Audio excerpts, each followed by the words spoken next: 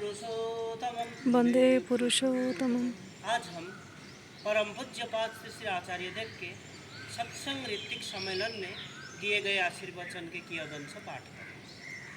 परम पूज्यपाद श्री आचार्य देव बोलते हैं, मनुष्य की समस्या कहाँ है?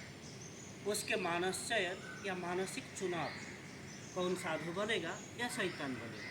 वो चाहे तो एक ही क्षण में इसका चुनाव कर सकता है।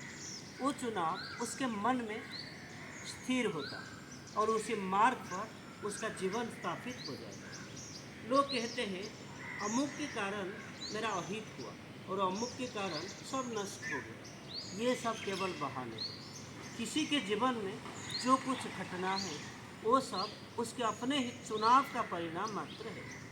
हम सब किसका आश्रय लेकर चल रहे हैं? ठाकुर जी का।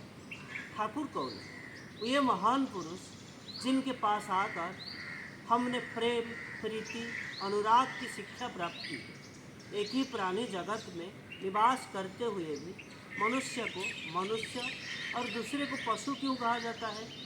हम वस्त्र पहनते हैं इसीलिए, घर बनाकर रहते हैं क्या इसीलिए, ज्ञान बुद्धि की चर्चा करते हैं, उन्नत भाषा बोलते हैं क्या इसीलिए?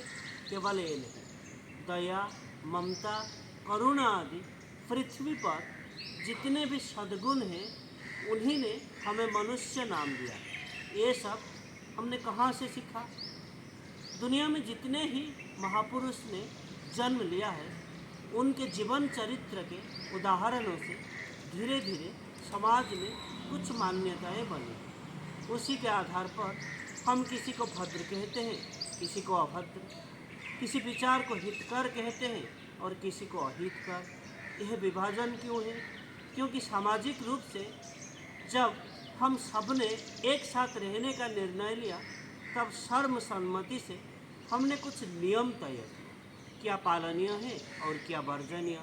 इन नियमों का जो पालन करता है वह टीका रहता है और जो नियमों का उल्लंघन करता है उसे भले ही वह सुविधाजनक लगे, वास्तव में वह उल्लंघन करके उसके अस्तित्व की संरचना को ही त्रुटिपूर्ण बना देता है। मनुष्य होकर भी वह तब मनुष्य पद का अधिकारी नहीं रह जाता, मनुष्य रूप में रहते हुए भी उसका रूपांतरण हो जाता है। तो आज के लिए इतना ही।